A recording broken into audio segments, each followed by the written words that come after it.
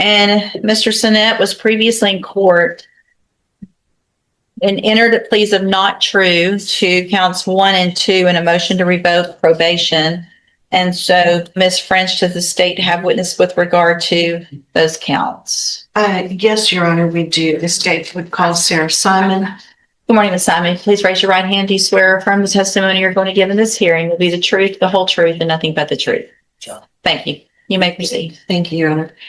Ms. Simon, are you employed with the Jefferson County Adult Probation Office? Okay. And in what capacity is that? I'm a probation officer and I supervise the sex offender case.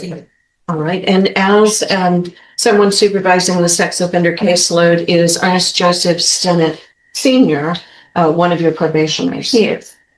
And how long has he been supervised by you? Since February of 25. February of 25. During that time, the past year or so, has he been required to participate in sex offender group counseling? He has. And has he done that?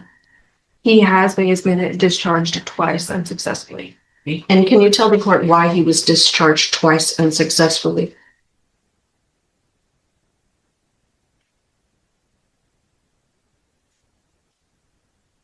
The first time he was ordered to take a sexual history, the sexual history polygraph with Julie Ayala. He did not show up for the polygraph, nor did he call Miss Ayala about not attending. He's been very adamant about his about not being guilty for his offense. He doesn't accept responsibility for his behavior. So he was ordered to attend with Mr. Simon, and Mr. Sinnett was aware that he was going to have to take another polygraph with Mr. Simon as well. I advised him to set aside funds for that polygraph since he cannot afford it with Miss Ayala, and he did not do that with Mr. Simon. He was discharged for continuing to deny responsibility for his offense behavior and did not adhere to his financial obligation for treatment services.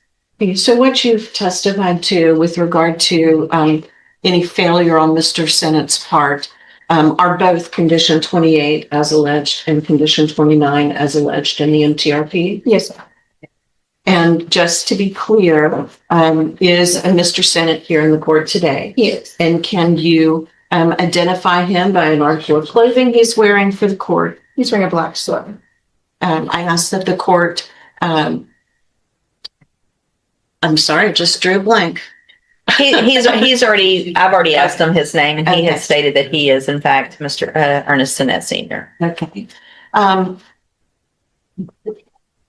This is a 10-year probation term, is that correct, deferred? Yes, ma'am. And did you prepare the PSI? I did. And ask the court to take judicial notice of the PSI? I will do that. In PSI, you talk about Mr. Sinnett denying this offense and refusing to accept responsibility, correct? Yes, ma'am. But yet he's on probation because he pled guilty, Correct. to this offense. Yes. And are you aware that he also had one case dismissed as part of his plea negotiations? Yes. And that would have been 21-37108. Yes, ma'am. So initially, he was charged with indecency with a child by contact for in 2 cases, same victim, not just one. I'm objecting. That's relevant. The case has been dismissed. It shouldn't have any part of this. It was part of the original plea agreement. That's overruled. And at this time, what is probation recommending for Mr. Sinnett? ISF cognitive chat is available for Mr. Sinnett, but I don't think it's appropriate in this. I'll pass the witness, Your Honor. Thank you. Any questions? Yes, Your Honor. So he actually attended the program, correct? He did. And he was kicked out, and you or whoever knew he had an issue with funds to pay for the polygraph, correct? Yes, he did receive reduced rate of charge with Mr. Simon. He went from $30 to $15. He worked with his budget. But it is true that Mr. Sinnett said, I don't have the funds and I can't afford to pay it. He did. And that's ultimately why he was kicked out of the program. He didn't pay it. And didn't take the polygraph. Yes. No further questions, Judge. Just a couple, Your Honor. Sure, go ahead. Ms. Simon, is it a requirement of Mr. Sennett's probation that he maintain employment? Yes, ma'am, but Mr. Sinet does receive disability. Okay. Pass the witness. No other questions. Do you know how much the disability is a month? It last I remember it was in the 900s. I don't know if it was changed. How much do you, raise your right hand. Do you swear affirm the testimony you're going to give in this hearing will be the truth, the whole truth, and nothing but the truth? All right. How much do you receive in disability a month? $1,064. Okay. And where do you live? I live on in an apartment. Who pays for that apartment? $235 a month. $235. So you get housing. Section 8. Section 8. So your part of it is $235. Your part is $235 of the rent. Yeah, Okay. And do you also get SNAP benefits or food stamps? $50 a month. Okay. Any other benefits that you receive? Whatever. Do you have a vehicle? Yeah, I'm paying 400 and some dollars on my car note. And do you live with, are you married? No, Do you live with someone else? no, I live in my own apartment. Nobody lives with you? No, Are the electricity and all of that, is that paid for through the apartment or do you pay any of I that? pay the light bill. How much is that about a month? It runs varies, it's like $70, $80 a month.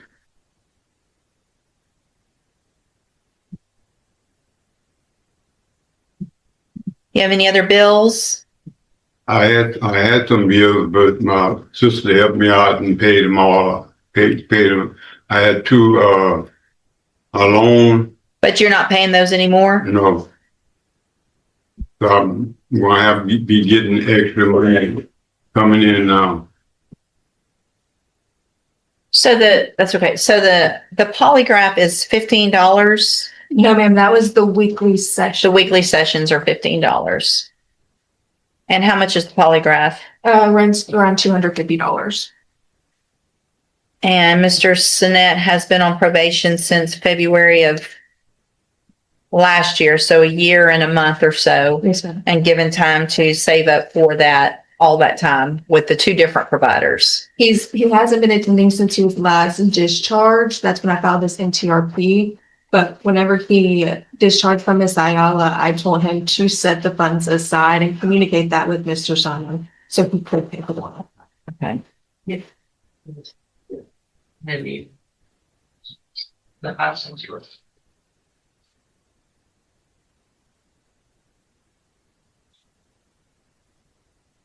All right. Any other questions of Ms. Simon? No, Your Honor. Not from the state, Your Honor. So any other witnesses with regard to whether or not counts one and true or no other witnesses? No. So based on that information and testimony by Ms. Simon, I am going to find counts 1 and 2 true in that motion to revoke unadjudicated probation. I've also we have the updated report. Has everyone had an opportunity to review that report? Yes, Your Honor. Yes, Your Honor. Are there any additions or corrections to that report? I'm aware of, Judge. Not from the state.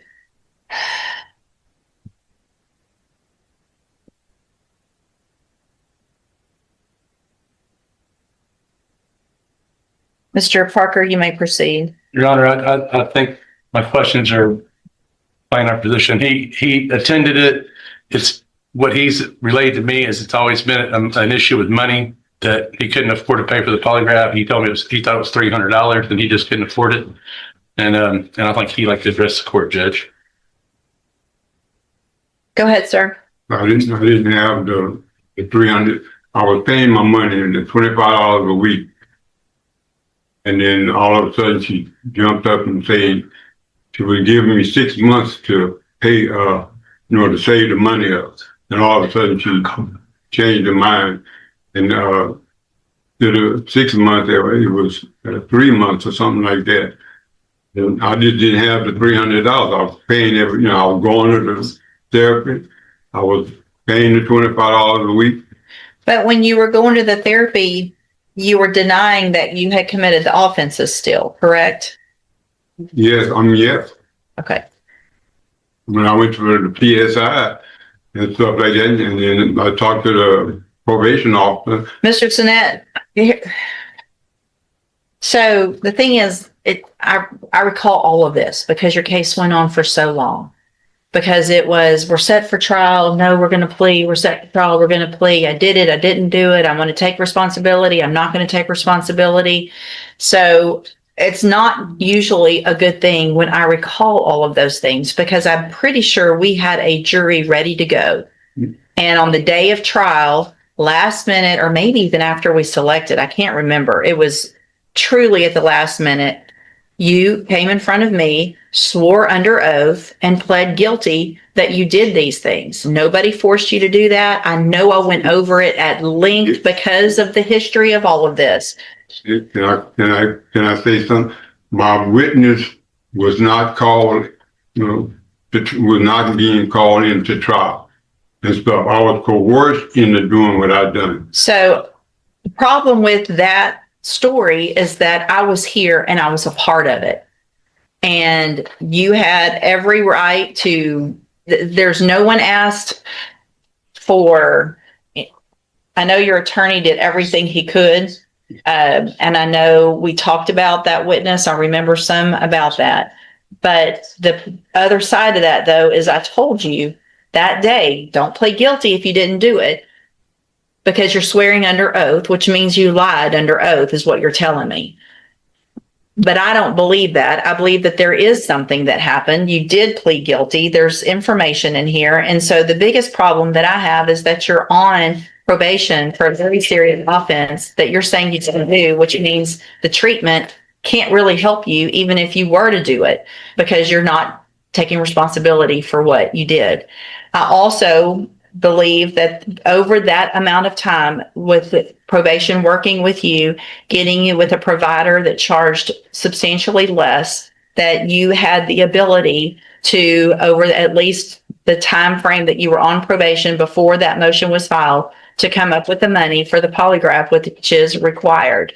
I've done some math. I know you don't have a lot of money, but you also don't have a substantial number of bills. And had you saved just a little bit each month, you would have been able to pay for that polygraph as required. Anything else, Mr. Parker? Nothing else, Your Honor. They gave me, Hang on. They gave me 6 months to save my money and stuff like that. Right. And then all of a sudden she changed it. The 3 months. But then you were with another and you got with Mr. Simon and you still did. When I went with him, he told me, say, Mr. Sinet, you don't have to pay the $15. Go ahead and save the money for your lie detector test. Then all of a sudden he changed his mind and told me that he wanted me to pay the money for the $15. So, but see, Mr. Sinet, what you're saying is, again, you're putting responsibility on other people. I find it hard to believe that they both just lied to you. That both of these doctors just lied and said, I'm going to give you this. And then all of a sudden they said, nope, never mind. I'm going to kick you out. That they don't work like that. I think what it was, Judge, is that once he didn't accept responsibility, they said, now you're required to take the polygraph. That's why it bumped the time up. That's his story. Well, consistent with that. And that goes back to Right. not I taking understand. responsibility. Yes. So which gets us where we are anyway. So Ms. Argument with regard to any other Your argument? Honor, I want to keep him on probation. I think the cognitive track would be a great thing for him. I think he was making efforts to do the probation and do the classes, and I think the cognitive track is a perfect thing for him. Ms. French? Yes, Your Honor. From the state's perspective, Mr. Sinet pled guilty to a very serious charge, a charge of indecency by contact with a child. a child who was, if I can see quickly here, I'm looking for I've lost it. A 14-year-old child, family. regardless. 14-year-old family friend. Yeah, below the age of 17, 14-year-old family friend. The state, as part of that agreement, dropped another charge. And yet here we are a little over a year later, and now Mr. Sennett is saying, I'm not guilty. I didn't do this. Not taking part in the things that he is required to be active in, the sexual offender training.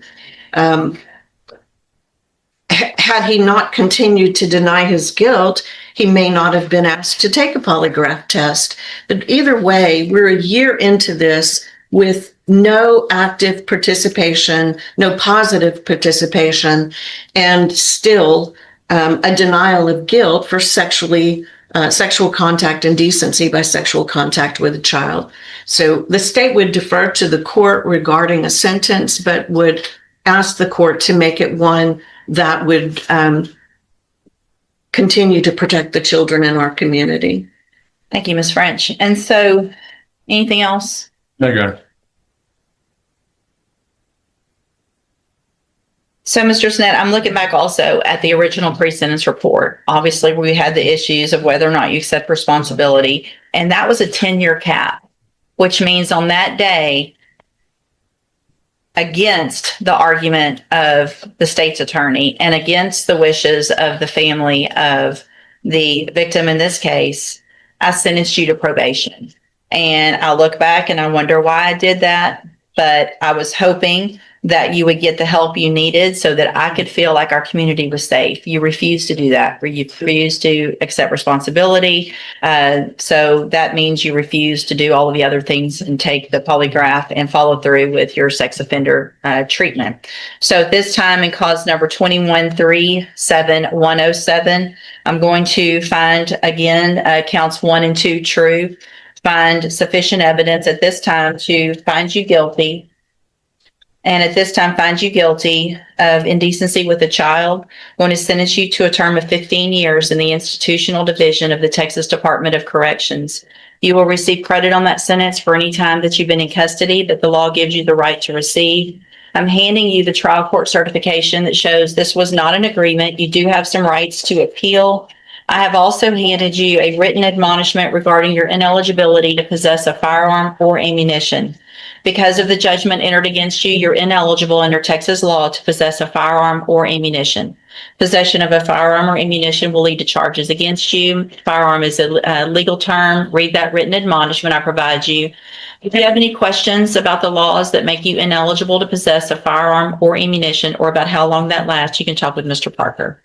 You can go back with the bailiff.